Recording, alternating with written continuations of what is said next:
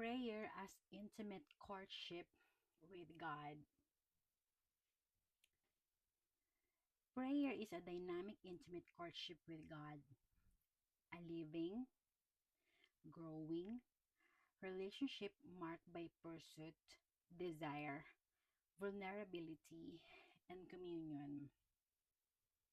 Scripture consistently portrays prayer not as a ritual, but as a relational journey where God invites His people into closeness, fellowship, and shared life.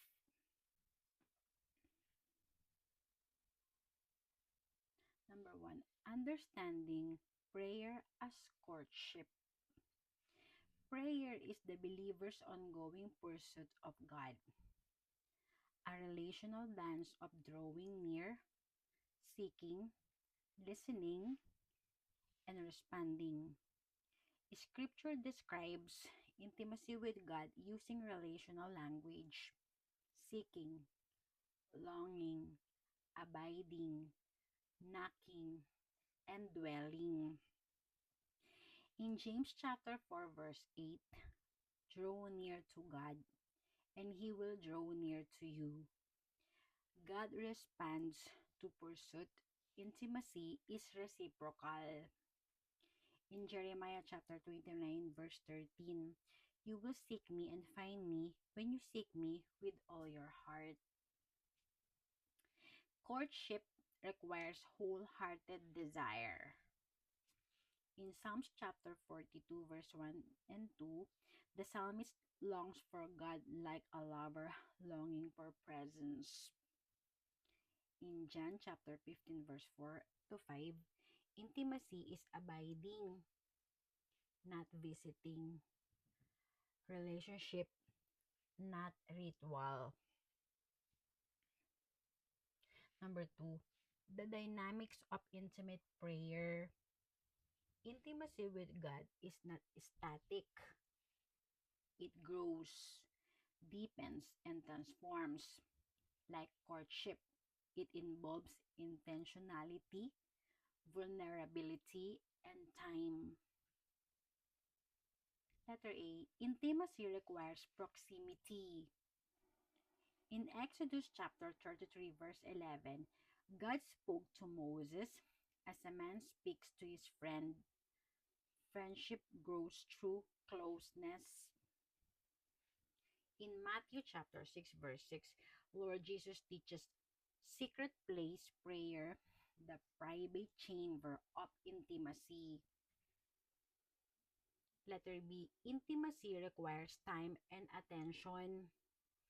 In Luke chapter 5, verse 16, Lord Jesus withdrew often to pray. Lovers make time for each other. Letter C. Intimacy requires vulnerability. In Psalms 139 verse 1 and 2, God knows our thoughts and desires. Praying is opening the heart to the one who already knows. Letter D. Intimacy requires mutual exchange. In Revelation chapter 3 verse 20, Lord Jesus knocks, waiting for fellowship. Courtship is invitation and response. What makes prayer a courtship? Letter A. Desire. Psalm 63 verse 1, I thirst for you. Desire fuels intimacy. Letter B. Pursuit. In Psalms 27 verse 8, your face, Lord, I will seek. Lovers pursue each other. Letter C. Communication. In 1 Thessalonians chapter 5 verse 17, pray without ceasing. Constant communication deepens relationship. Letter D. Abiding. In John chapter 15 verse 7, remaining in Him produces fruit. Courtship becomes union. Number 4, the fruits of intimate prayer. Letter A. Transformation. In Philippians chapter 3 verse 10, knowing Christ changes us. Intimacy shapes identity. Letter B, power. In Acts chapter 1 verse 8, power flows from intimacy, not activity. Prayer fuels spiritual authority. Letter C, peace. In Philippians chapter 4 verse 6 to 7, prayer brings supernatural peace. Lovers find rest in each other's presence. Letter D, guidance. In John chapter 10 verse 27, my sheep hear my voice. Intimacy sharpens spiritual hearing. Many Christians treat prayer as duty, not relationship. God desires intimacy, not performance. Prayer is the ongoing romance of the soul with its creator. God invites us into courtship in James chapter 4 verse 8.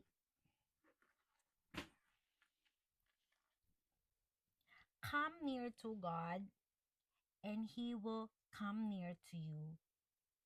Wash your hands, you sinners. Purify your hearts, you hypocrites. Intimacy begins with invitation. God draws near when we draw near.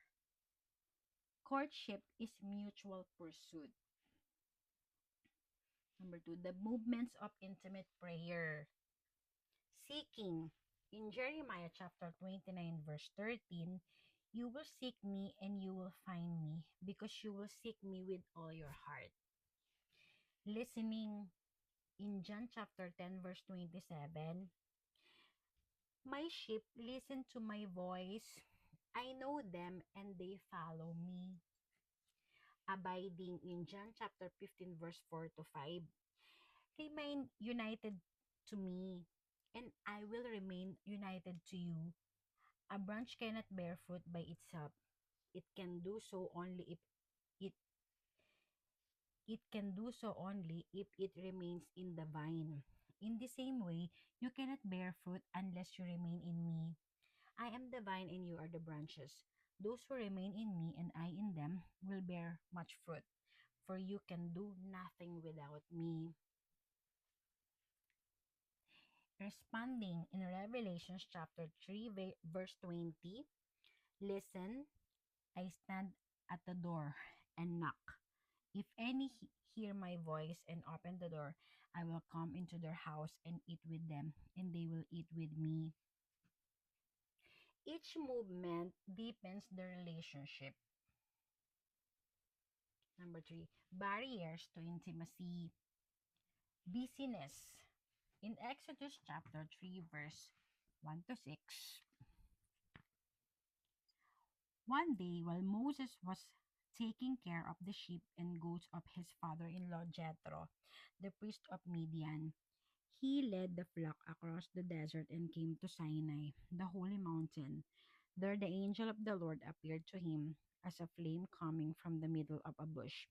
Moses saw that the bush was on fire, but that it was not burning up.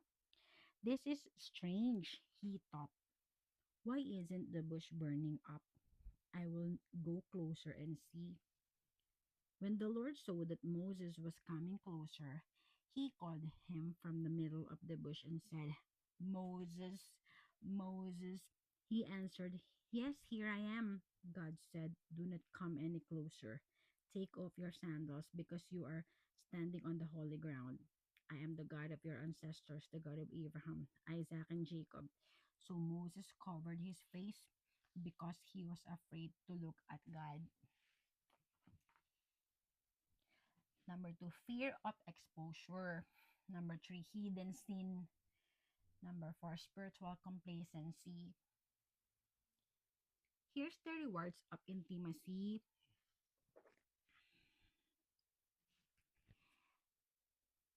Power. Letter A, power. In Acts chapter 1 verse 8, But when the Holy Spirit comes upon you, you will be filled with power and you will be witnesses for me in Jerusalem, in all Judea and Samaria, and to the ends of the earth. Let there be peace. In Philippians chapter 4, verse 6 to 7. Don't worry about anything, but in all your prayers, ask God for what you need, always asking Him with a thankful heart, and God's peace, which is far beyond human understanding, will keep your hearts and minds safe in union with Christ Jesus. And joy in Psalm 16, verse 11. You will show me the path that leads to life. Your presence fills me with joy and brings me pleasure forever. Transformation in Philippians chapter 3, verse 10. All I want is to know Christ and to experience the power of His resurrection, to share in His sufferings and become like Him in His death. Here's number 5. Here's the practical steps to cultivate intimate prayer. Set a daily secret place time in Matthew chapter 6, verse 6. But when you pray, go to your room, close the door, and pray to your Father who is unseen. And your Father who sees what you what you do in private will reward you. But when you pray, go to your room, close the door, and pray to your Father who is unseen. And your Father who sees what you do in private will reward you.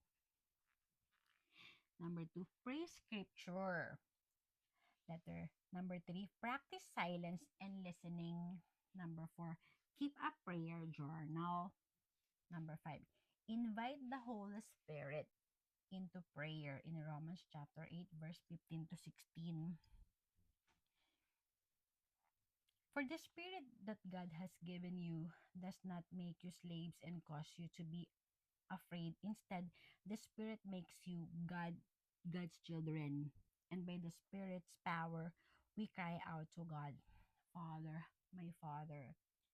God's Spirit joins Himself to our spirits to declare that we are God's children. Invites the Holy Spirit into prayer. In Romans chapter 8, verse 15 to 16, for the Spirit that God has given you does not make you slaves and cause you to be afraid.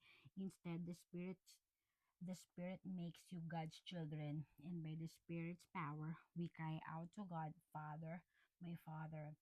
God's Spirit joins Himself to our spirits to declare that we are God's children.